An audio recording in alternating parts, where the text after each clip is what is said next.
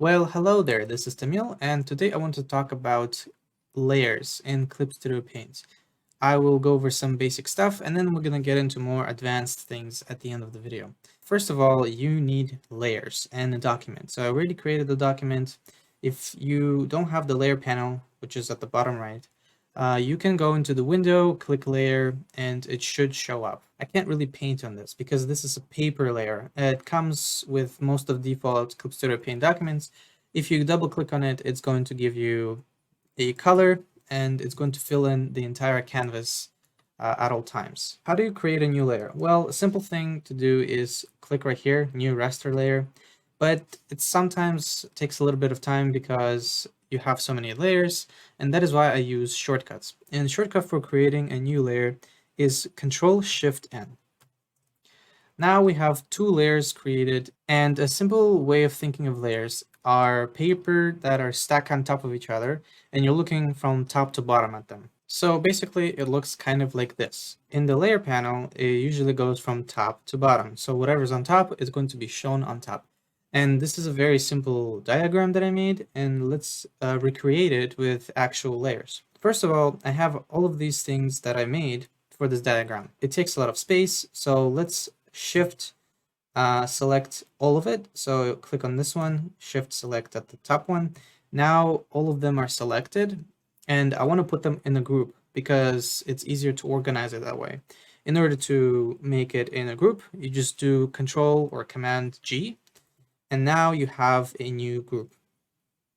So double click on the name, and let's call it diagram. I spelled it wrong, but that's all right, probably. So now I can click right here, and it's going to hide or show this. So this is a very important thing to do if you're just starting out, to kind of organize your layers and make sure that things are less cumbersome in order for you to paint better. So now I have 3 different layers, and each one has a different circle on it. So if you go right here and you click on the eye icon, it's going to hide the red one. And this is not necessary, but you can color group them. So right here at the change palette color, you can click on the red, and now this one is going to be labeled as red. And it depends on your workflow. I don't really find it too much useful, but you never know what can be used for your artwork, so just keep that in mind. And so the blue one, if I want to move it, I do Control T, and now I can move it around. And as you can see, it's not going to cross over the blue or the green. But if I, for example, move it down right here, now you can see it's going to be behind it. And if I want to put it in between, it's going to be between the red and the green. And another thing that I want you to remember is obviously the more layers you create, the bigger the file size is going to be. So it is a really good idea sometimes to flatten them. And flattening basically means that you put all these layers together in one big layer, and you cannot, they're basically not separated anymore. So you can't really do the moving around. And a lot of times it's really useful if you're completely done with the artwork and you're sure you're not going to edit it completely. There's a special button for that. So if you can see, I selected the green one and I click on right here, it says merge with layer below. And I click on the button, and now my green one and the blue one are completely combined together. And obviously there's a shortcut for that as well. So if you do Control E, then it's going to merge down again with whatever is below. So I've selected the blue one, Control E, now it's connected with the red dot. But let's say I want to combine a lot of layers at the same time without worrying about this. And an easy way to do this will be select whatever you want to combine with Control, right? Or Shift. So Control to select, and then let's right click and do merge selected layers. Now I combine the green and the blue. Another way to do this, if you shift select and we put it in a group, so we do Control G or Command G, right click and do merge selected layers as well. So now this all together. Another thing that you want to keep in mind is depending on how open your tab is, sometimes the icons are going to disappear. So if I push it really, really hard, some of the icons are gone. So you want to make sure that all of the icons are showing in case you're using this panel a lot. So let's say I want to duplicate a layer. So if I want to have a green dot, but I want to duplicate it, and I can do a drag and drop right here, and now it's going to duplicate it. Now I have two green circles. An easier way to do this, again, it's a shortcut, Control or Command J. And now it's going to be keep creating whatever the selected layer that I have. It works for groups and folders. Is if you create a lot, so let's just duplicate it many times. Now that I've created a lot of layers, you can see that there's this scroll button that appeared. And again, there's a shortcut for that. If you hold space, just like on Canvas, you can move it around right here, and you hold space in the layer panel. Now you can scroll through the layer panel without having to touch the bar right here. Instead of looking for it, you can just do this. And actually, most of the other softwares don't really have that. So I think it's pretty neat CSP feature that is only here. And another thing that is very unique to CSP is how it handles deletion. So I am used to other software. So for example, let's just draw something, right? It's just going to be a silhouette of a character. And I have this, but I don't want to have this anymore, and I want to delete it.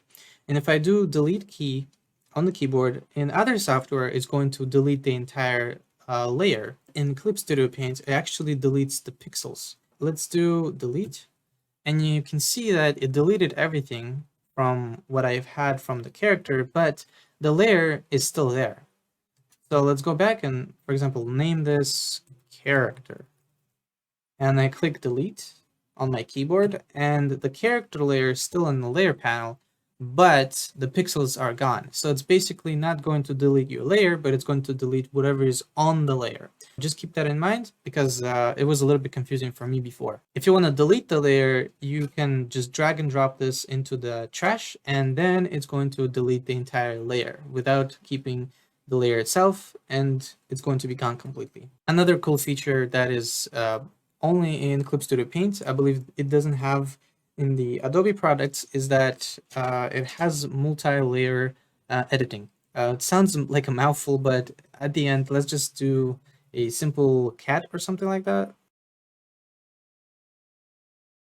So I have the cat layer and I have the character layer. And let's say I want to move both of them, but using selection tool. And I can select both of the layers. I can go into selection tool and I do lasso, and I do, for example, Control T, and now it's going to let me change two layers at the same time. And if I do enter for OK, now these are both separated, and I could edit single one of them without affecting the other. It's very difficult to do in other softwares, so just keep that in mind, and I think it's really cool function. So let's go over some cool tricks in Clip Studio Paint. I have the line right here on the first layer. It's on top, and then I have the fill right here, and it's just a blue. So let's say I want to edit it. And a simple way to do this is, obviously, I can create a new layer, and I select the color, and then I try to follow whatever is right there. There's a better way. There's two ways to do this. One of them is very quick and dirty, and it's called Lock Transparent Pixels right here. So if you click on this, it's going to show you a little icon, and it's only going to be allowing you to paint on the layer that you have selected. So let's say I have the green, and now I can go into here. This is the blue layer.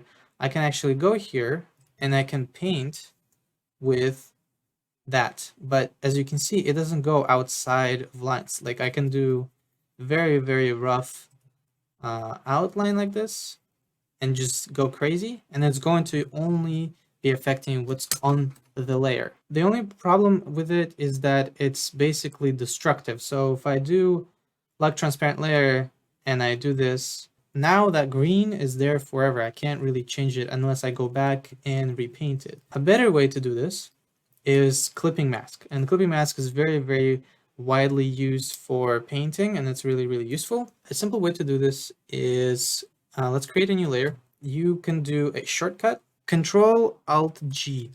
And as you can see right here, it's going to be clip to below layer, and you can turn it off, turn it on.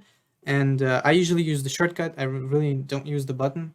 And now whatever is on this layer, it's going to be affecting only the clip. And you can see the clipping is on because of there's this little dot right here. So I can paint the same way I did before with locked transparency, but now it's only going to be affecting this one layer. So if I do this and I screw up, I can do Control T to move it, or I can do eraser to erase it. And I basically can slowly build things on top of it without destroying what's at the bottom. Another thing is that you can create a new layer and do Control Alt G every time, but it's also a little bit taking up time. So let's do this. We create the layer. We have one that is empty with clip. And now anytime I create a layer in between those, so if I select the bottom one, I do Control Shift N, now it's going to be automatically clipping it. It's because it's in between, it's going to be forcefully clipping everything that I create under it. And now I can just create it and I can move it around and I can build on top of that one layer and without affecting whatever is outside of that clipping mask. And one of the things I also want to talk about is masking. So let's have it on the layer, the line, and you can create a layer mask. So now you have the layer mask and it's white. And just keep it in mind, whatever is white, it's going to show. Whatever is black, it's going to basically not show.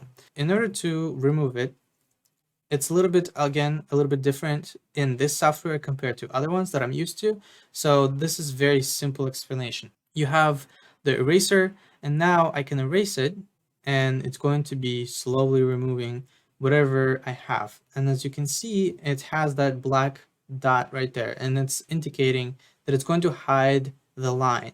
And it's very non-destructive because you can bring it back. And you can do any brush that you want to use and select, for example, white color. And now anytime I go, it's going to bring it back. Basically, it's a safe way to remove or add things that you're not sure about. And a cool part of this is you can also use this for groups. So for example, I have the diagram and I create a mask for an entire group and I do erase, and now I can erase just that part of the group. And if you want to see the before and after, there's also different shortcuts. So if you hold Shift and you click on the group mask, it's going to be adding like a little X mark, which means it's going to cancel the mask temporarily for preview. And if you want to bring it back, you can just click on it without the shift, and now it's going to be bringing back the mask again. And if you want to see where your mask is, you can actually do Alt select, and now whatever is this purple weird line, that's going to be showing you that the mask is right there. And you can do Shift again to remove it. And then you can use the masking for whatever rough paintings that you want to check if you want to see differences for certain objects that you want to hide or not. Another quick thing that was very much bothering me when I was doing Clip Studio Paint tutorials, and I found a solution for this. It's a little bit more complicated, but I still want to share because I'm pretty sure you're going to be running into this. This is a simple line and has different colors on it, correct? So let's say I want to create an HSL.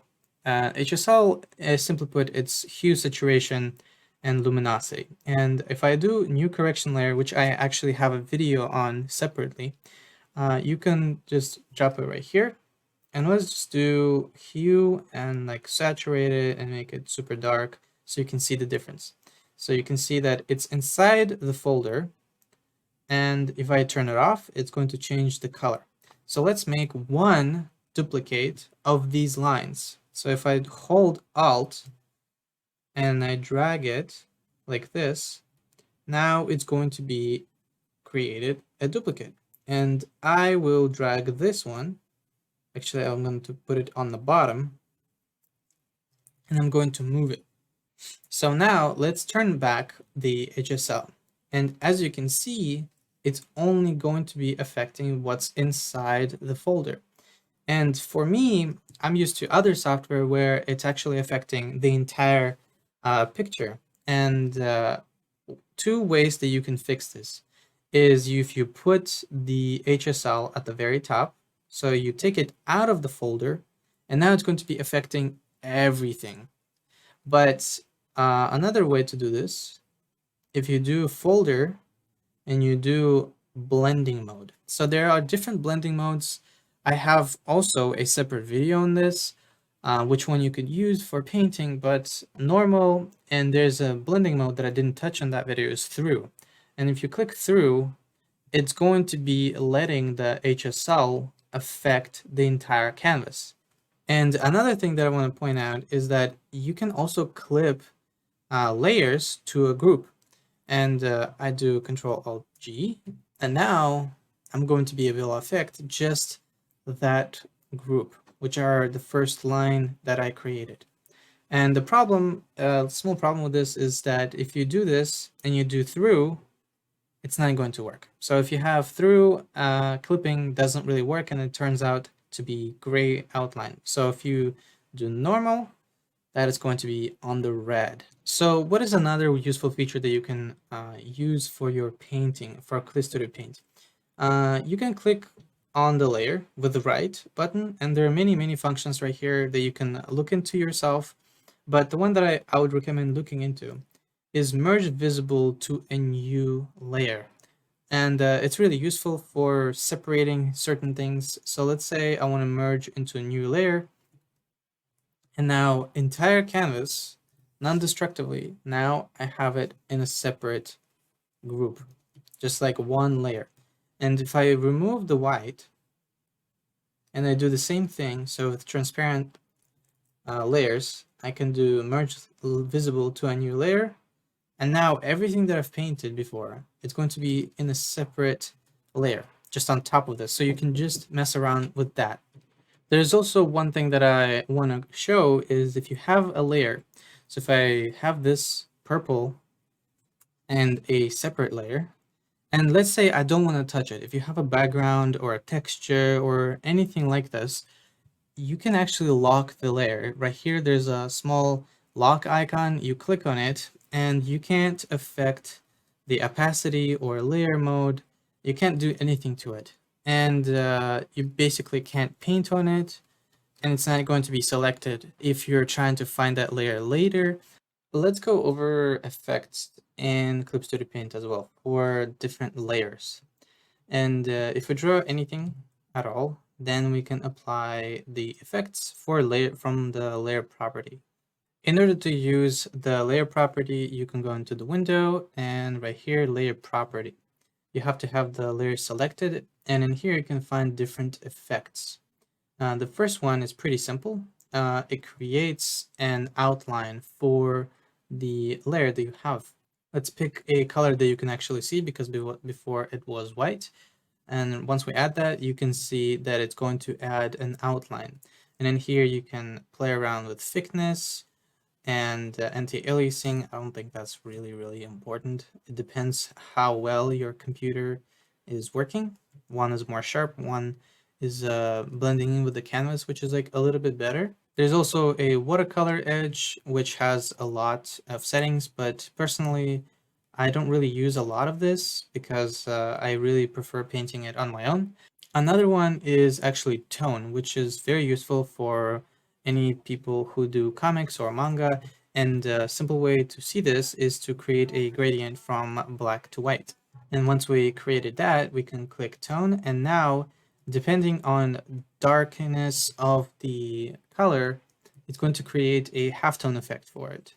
And as you can see, you can change around with the frequency, how frequent it's going to be used, and what kind of image it's going to be using, and dots settings. You can change it to different outlines and stuff like that. And again, this is more for manga artists, so I don't have a lot of experience with this, but I think it's pretty cool if you want to check it out. And my favorite one, I think, a very dirty and quick way to color something in, which depends for what you're looking for. You can find it right here or right here. And now you have two colors that are going to be affecting what it's going to be reflecting like on the canvas from the layer. So you can choose two colors. Right now it's black and white. And if you choose the layer color, for example, let's pick a very dark blue, saturated, and for the white, we're going to pick, for example, orange. Now it's going to try from black to white to combine these two colors. As you can see, it does a gradient. So if I paint with white on this particular layer, it's going to give me this. And the lower I go with color, the more it's going to show me more blue. And I think it's really, really cool.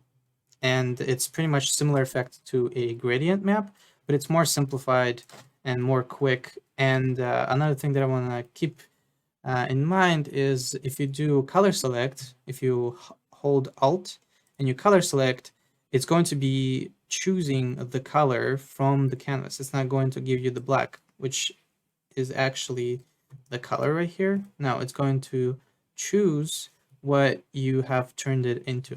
So you can create like a very quick black and white drawing for blockout, then turn this on, pick two colors that you like, and then it's going to give you a very nice gradation of it.